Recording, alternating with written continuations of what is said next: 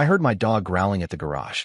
When I opened it, my fiancée and her coworker were half-dressed on my car. It was just past 11 when I heard my dog, Baxter, growling low near the back door.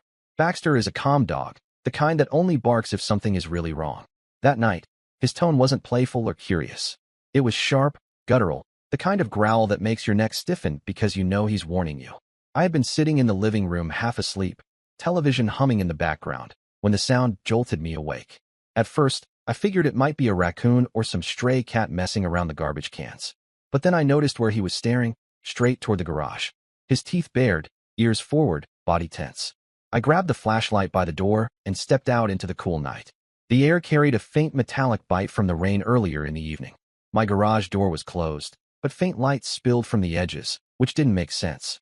I hadn't been in there since the morning, and I always shut the light off.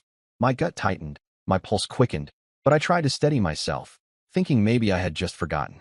Baxter followed me, still growling, hackles raised. As I got closer, I heard muffled sounds. Not voices at first, more like movement. Something brushing against metal, a dull thump. Then I heard a laugh. A woman's laugh. Familiar. My fiancée's. I froze for half a second. My stomach dropped in a way I can't really describe. My hands felt clammy around the flashlight. There was no reason Dana should be in the garage that late. And if she was, she wouldn't be laughing with someone else in there. I pressed my palm flat against the side door, pushed it open, and the moment the hinges squeaked, everything inside froze. The scene seared itself into my memory instantly. Dana was half-dressed, her blouse hanging open, skirt bunched around her thighs. Sitting on the hood of my car. Scott, her coworker, the guy she swore was just a friend she carpooled with, was standing between her legs, shirt off, belt unbuckled. His hand still on her hip. They looked like deer caught in headlights, except there were no headlights, only my flashlight beam cutting across their guilty faces. For a split second, the three of us didn't move. Dana's hair was a mess, her lipstick smudged, eyes wide. Scott looked stunned, but his expression quickly hardened, like he wanted to play it off. Baxter started barking furiously, lunging forward on the leash I had wrapped around my wrist. I didn't hesitate. My voice came out louder than I expected, echoing against the garage walls. What the hell is this? Dana scrambled, trying to pull her blouse together. Scott stepped back like he might square up to me, but he had the look of someone unprepared for an actual fight. He muttered something under his breath, but I didn't care what it was.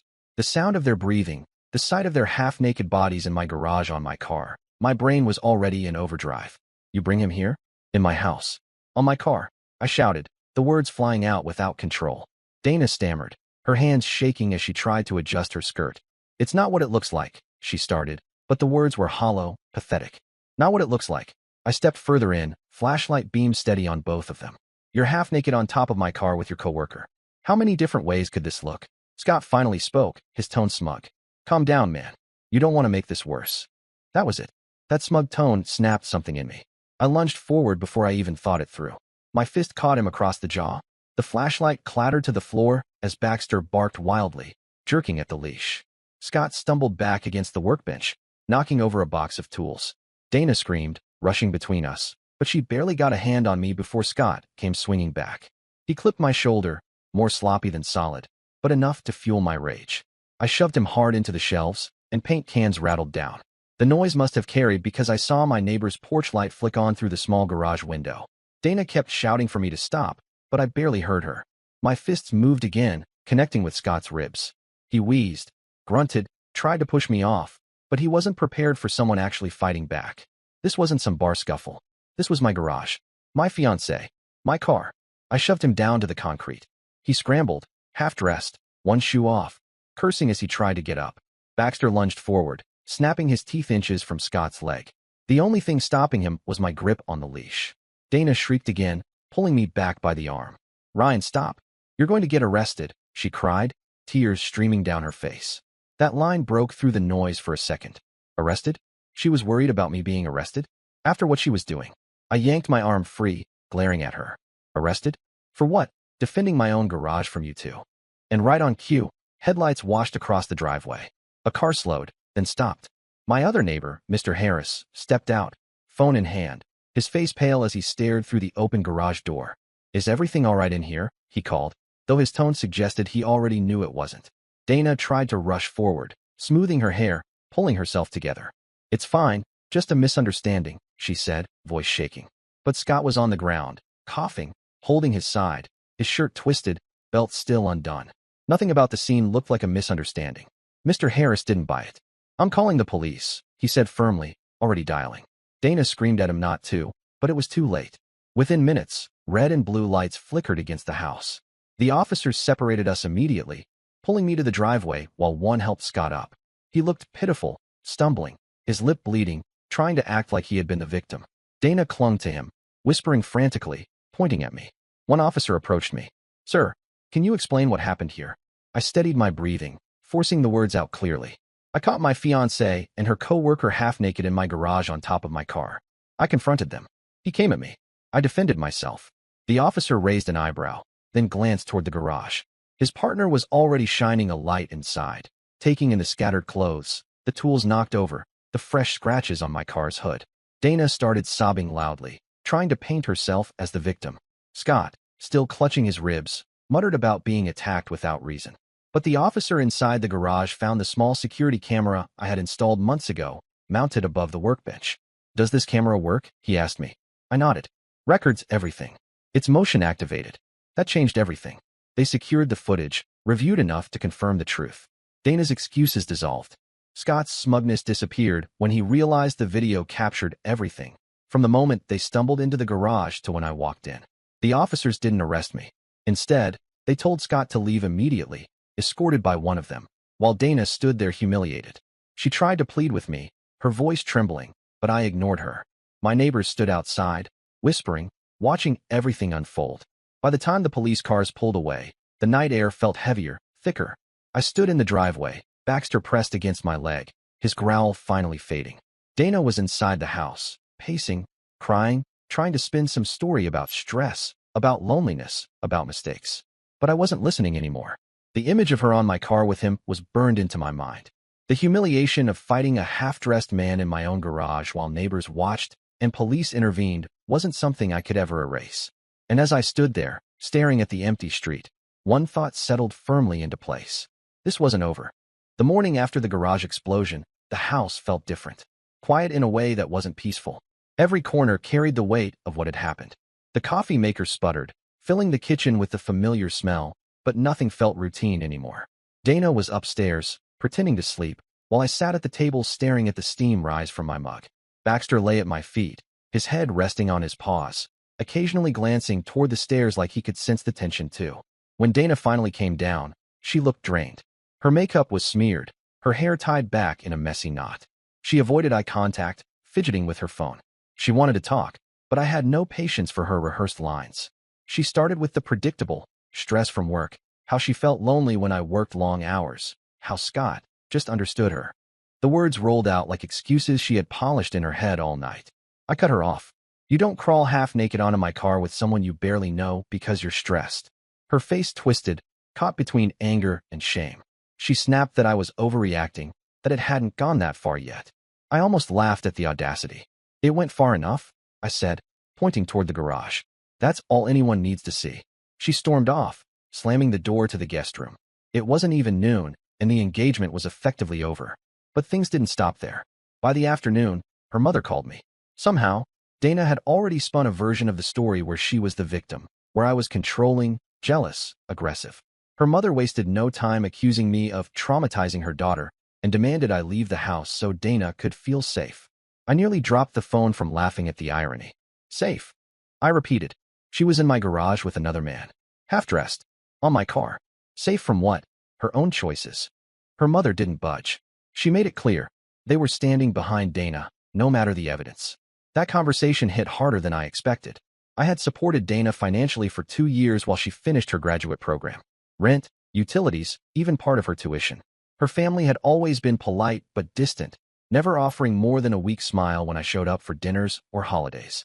Now, in the one moment where the truth was clear, they closed ranks against me. Still, I didn't waste energy trying to convince them. I had bigger concerns. By the end of the week, Scott's girlfriend reached out. Her name was Melissa. I had seen her once at an office holiday party, tall, sharp-eyed, with a calm confidence that made her stand out from the rest of Scott's coworkers. She called me out of the blue, voice steady but tinged with exhaustion. "I think we need to talk," she said. We met at a cafe downtown the next evening. Melissa showed up with a folder tucked under her arm, her face drawn but composed. She didn't waste time on small talk. I saw the footage, she said bluntly. Scott tried to delete everything, but I found backup clips in our cloud account. He's been using our shared drive for months, saving things he thought I wouldn't notice. She slid the folder across the table. Inside were screenshots, emails, timestamps, hotel reservations, dinner bills, messages between Scott and Dana that made my stomach churn. Some of them went back nearly 8 months. I forced myself to read every word, though each line felt like a knife. Dana had told me she was working late, pulling long shifts at the office. Half of those nights, she was with him. Melissa sat across from me, her hands folded, her voice calm. I thought you should see it before he tries to bury it. Her composure impressed me. She wasn't trembling, wasn't crying, wasn't desperate. She was calculating. It was the same energy I felt building in myself. What are you planning to do? I asked. She leaned back, exhaled slowly. I don't know yet, but I'm not letting him walk away without consequences. That was the first moment I realized we weren't enemies. We were two people scorched by the same fire. Over the next few days, we kept in touch. We shared information, comparing dates and details. The more we uncovered, the more it became clear Scott and Dana had been reckless. They weren't just cheating, they were careless enough to leave trails everywhere. But while Melissa and I pieced things together, Dana escalated. She began trying to poison my reputation at work. She knew I worked in a mid-sized tech firm, and she sent messages to one of my managers, suggesting I had a violent temper, that I had been unstable since the engagement. She exaggerated the garage incident, painting it as if I had attacked Scott unprovoked. It nearly cost me my job. I got pulled into HR, forced to explain everything in detail. Thankfully, the footage from the garage saved me. One of the officers who had been there even provided a short written statement confirming that Scott had been half naked in my garage when I walked in. It was humiliating to lay all of it out, but it cleared me. When I left the HR office that day, I sat in my car gripping the wheel, shaking with anger. Dana had gone from betrayal to sabotage. She wasn't content with ruining our relationship. She wanted to drag me down with her. Melissa called me that evening. I told her what had happened, and she wasn't surprised. Scott tried the same thing at my job, she said. He told people I was paranoid, unstable. Classic deflection. Her tone hardened. We can't keep defending ourselves forever. We need to flip the script. That was when the idea of revenge stopped being abstract. It became strategy. We started compiling everything. Receipts, hotel bookings, messages. Melissa had access to Scott's email, and I had months of financial statements showing what I paid for Dana while she was sneaking around. We built timelines that overlapped perfectly, painting a picture that neither of them could deny. In the middle of all this, Dana tried another stunt. One Saturday, I came home to find her in the driveway with her father. They had brought boxes, acting like they were entitled to take half the house. Her father stood there, puffed up with self-righteous anger, accusing me of being abusive. I didn't argue. Instead, I walked them inside, opened the laptop, and played the garage footage on the TV screen. Silence. Dana turned pale. Her father sputtered, looking from the screen to me, then to her. For the first time, I saw a crack in his blind defense. I'll give you an hour to grab your things, I said calmly. Then you're gone. Dana tried to protest, but her father shut her down, muttering something about being disappointed as he helped her carry out the boxes. That small victory felt like air after drowning. But Melissa and I knew it wasn't enough. Scott still had his job. Dana still had her family's sympathy, at least partly. If we didn't push harder, they would wriggle away, leaving us with scars while they carried on. Melissa's eyes gleamed one night over drinks when we sketched out our plan. They think they're untouchable, she said. But they've already given us all the tools we need. It's just about where and when we use them. I nodded, the anger in me cooling into something sharper. Not rage, not grief. Strategy. For the first time since that night in the garage, I felt control returning to me. And I promised myself I wouldn't waste it. The weeks after Dana left the house were both liberating and tense. On the surface, I had space again. No more waking up to the smell of her perfume on the pillow, no more awkward silences at breakfast. Yet beneath that quiet, the storm brewed. Scott still strutted around his office as if nothing had happened. Dana still posted curated smiles on social media, painting herself as a victim of toxicity. Their lives, at least publicly, remained intact. Mine had been fractured. That was when Melissa and I decided to stop waiting for karma. We met again at the cafe, this time sitting in the corner booth with laptops open, like conspirators plotting a heist. Melissa came prepared. She had access to Scott's work email. He had been arrogant enough to use their shared computer for everything. There were chains of messages where he coordinated late-night projects with Dana, many written during office hours, on company time, using company resources. His boss is strict about relationships inside the team, Melissa explained, scrolling through the emails. This is a direct violation. If we package this right, he's done. I leaned forward. And Dana? Melissa smirked. She's copied on half of these messages. If her company sees it, they'll have to act. They pride themselves on a clean HR record. Affairs between coworkers, especially using work time and resources, are a nightmare for liability. We both knew it wasn't just about jobs. It was about stripping them of the stability they had weaponized against us. But before we acted, I wanted insurance. That night, I gathered everything I had on Dana. Bank statements showing the tuition payments I covered, receipts for rent, groceries, vacations, all the expenses she insisted we split evenly, but rarely contributed to.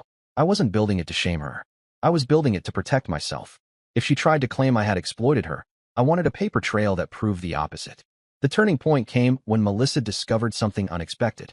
Look at this, she said one evening, sliding her laptop toward me. On the screen was a credit card statement. Scott had booked a hotel for an entire weekend, charging it to a company card. The memo read, "Client retreat," but the dates lined up with one of the nights Dana had told me she was at a networking conference. Melissa's grin was cold. Fraud. If the company sees this, it won't just be about HR violations. This is theft. The possibilities unfolded quickly. With careful timing, we could dismantle them both, not through lies or exaggerations, but through the evidence they themselves had left behind. We drafted everything. Melissa assembled Scott's emails, expense reports, and the damning hotel charge. I prepared the garage footage, financial receipts, and a concise timeline of Dana's excuses compared with reality. It was like loading ammunition, but we didn't fire right away. I'll admit, part of me wanted to savor the suspense. Another part worried about miscalculating. We couldn't afford to look like bitter exes grasping at straws. We needed precision. The opportunity arrived in the most unexpected way. One afternoon, I got a call from a blocked number. When I answered, Dana's voice trembled on the other end. "Ryan, please. Can we talk? Not like before. Just, please hear me out." I almost hung up, but curiosity got the better of me. We met in a public park 2 days later. She looked different, less polished, her makeup thinner, dark circles under her eyes. She sat across from me on the bench, hands clasped, speaking in bursts. "I made mistakes. I know I hurt you. Scott, he's not what I thought.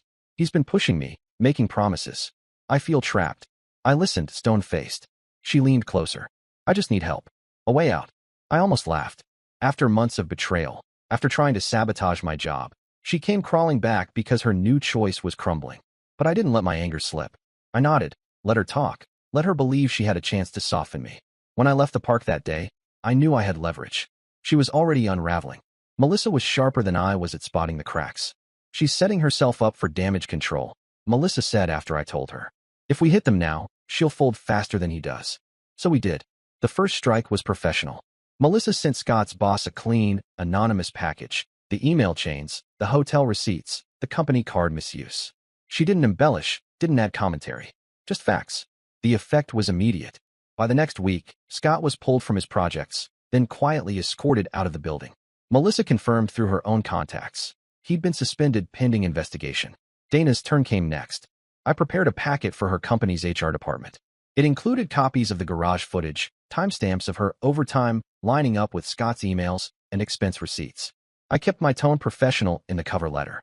No bitterness, no insults. Just concern that the behavior could reflect poorly on the company. 2 weeks later, Dana was called in for a review. She tried to spin the narrative, but the evidence was airtight. They didn't fire her immediately, but they demoted her, cut her hours, and put her under close watch. The fallout rippled outward. Dana's family, so quick to call me controlling, saw the truth once the companies acted. Her father called me late one night, his voice brittle. "I didn't realize," he started, then trailed off. He didn't apologize outright, but the silence carried his regret. It was enough. But the most satisfying moment came face to face. Scott showed up at my driveway one evening, his car screeching to a halt. He stormed up, his eyes bloodshot, his voice shaking with rage. "You ruined me," he spat. "Do you know what you've done?" I stood calmly at the top of the steps, Baxter beside me. "I didn't ruin you," I said evenly. "You did that when you stepped into my garage." He lunged forward, fists clenched, but stopped when he saw the small red light on the porch camera. His jaw clenched. Then he turned and stomped back to his car. Melissa later told me he tried to pin everything on her, calling her vindictive, untrustworthy. But with the paper trail stacked against him, no one believed his excuses. Dana, meanwhile, slipped further into desperation. She sent long messages, apologizing, begging, swearing it had been a mistake. She claimed she loved me still, that she had been confused, that Scott had manipulated her. Each message felt like déjà vu, like the same hollow lines she had rehearsed that first morning after the garage. I didn't reply. Melissa and I kept refining our strategy. Not because we needed more revenge, but because the pattern was clear. They would try to claw back. We had to stay 2 steps ahead. The plan wasn't about vengeance anymore. It was about survival. And yet, I can't deny the satisfaction that came with watching their world collapse, brick by brick. By the time fall rolled around, the cracks had widened into chasms. Scott was no longer under review. He was out. Fired. The company found more than just the hotel fraud. Melissa had passed along other receipts he had buried, smaller charges that, when added up, painted him as reckless and dishonest. He didn't get a reference, didn't get a chance to slip out quietly. He was blacklisted in his industry. Word spread fast in their field, and within weeks, no one wanted to touch him. Dana, meanwhile, tried to cling to normalcy. She still showed up at her job, but the demotion was a scarlet letter. She was stuck under a supervisor who didn't trust her, every move scrutinized. Her coworkers whispered. The bright, ambitious reputation she had cultivated was gone. Her family, once her biggest defenders, grew quieter. They no longer called me to accuse me. Instead, they called less and less even for her. I heard through a mutual acquaintance that her father had stopped offering financial help. They had been embarrassed, publicly embarrassed, when her workplace discipline became the subject of office gossip that leaked into their circle of friends. But the hardest hit for her wasn't professional. It was financial. I had pulled all the documentation I'd kept of the money I'd poured into her graduate tuition, the rent, and everything in between. I didn't sue her, but I used it strategically. When her family accused me one last time of abandoning her, I emailed them the breakdown.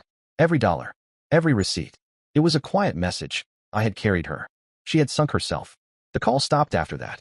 Scott's downfall was more theatrical. Melissa, as calm as she had been through everything, finally confronted him in public. She met him outside their old apartment, with a box of his things packed neatly, waiting on the curb.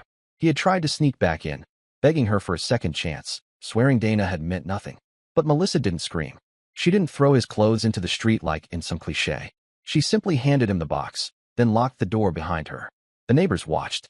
He stood there, red-faced, humiliated, forced to lug his box down the street. Melissa called me later that night, her voice steady. That was the last time, she said. He doesn't get another conversation. I envied her composure. I wasn't sure if I could have stayed that calm in the face of everything. Dana, on the other hand, wasn't done clawing. One night, she showed up at my house unannounced. She had been drinking. I could smell it on her breath when I cracked the door. She started crying, begging me to let her in, saying she couldn't sleep, that she missed me, that Scott had ruined her life. Ryan, please, she slurred. You were the best thing that ever happened to me. I didn't know what I was doing. I kept the door chain latched, standing there with Baxter growling at her feet. You knew exactly what you were doing, I said, and you thought you'd get away with it. Her tears turned to anger. She accused me of being vindictive, of ruining her job, of turning Melissa against Scott. The delusion was staggering. I didn't ruin anything, I told her. You burned it yourself. She screamed, pounding the door once, then stumbled back down the porch steps, sobbing into her phone. I never found out who she called that night. I didn't care. The weeks that followed stripped away whatever illusion she had left. She moved into a cramped one-bedroom on the edge of town. Without her family's help, without Scott's income, she had to survive on her reduced paycheck. For the first time in her life, she had no safety net. Melissa and I, strangely enough, grew closer during this time. Not in a romantic way, though people assumed that. It was more like battle-forged trust. We had seen the ugliest parts of betrayal together. We had strategized, shared late-night calls, traded evidence like soldiers passing ammunition. When it was over, there was a bond. One evening, over coffee, Melissa looked at me with that same sharp calm she always carried. They're finished, she said. Scott's blacklisted. Dana's cut off. We don't need to do more. She was right. There was no satisfaction in beating a corpse. The revenge had already run its course. The rest was just watching them collapse under their own weight. But consequences don't end cleanly. Months later, I ran into Dana at the grocery store. She looked smaller somehow, tired, pale, hair pulled back in a messy ponytail. She spotted me and froze, a basket dangling from her arm. For a long second, she just stared. Then, almost in a whisper, she said, I'm sorry. I looked at her, but I didn't answer. I didn't need to. The silence was louder than any response. She turned away, disappearing into the next aisle. That was the last time I saw her. Scott, I heard through Melissa, bounced between temp jobs, each one shorter than the last. He had a reputation now, the kind that follows you no matter how much you try to bury it. Eventually, he moved to another state, desperate to start over. But even there, Melissa's contacts told her his arrogance followed him. As for me, the quiet of my house returned. Not the heavy quiet from before, but a steadier one. I kept working, kept building back the parts of my life Dana had tried to wreck. Baxter remained at my side, more loyal than any person could hope to be. And Melissa? We stayed friends. Every now and then, we'd meet for coffee, swap updates, laugh at the absurdity of how it all started, with a dog growling at a garage door. The story ended not with fireworks, not with triumphant victory speeches, but with something better: stability. Dana had lost her job's respect, her family's support, her financial comfort, and the man she betrayed me for. Scott had lost his career, his reputation, and the girlfriend who saw through his lies. They both got what they gave: emptiness. And I walked away with the one thing they couldn't touch: my peace.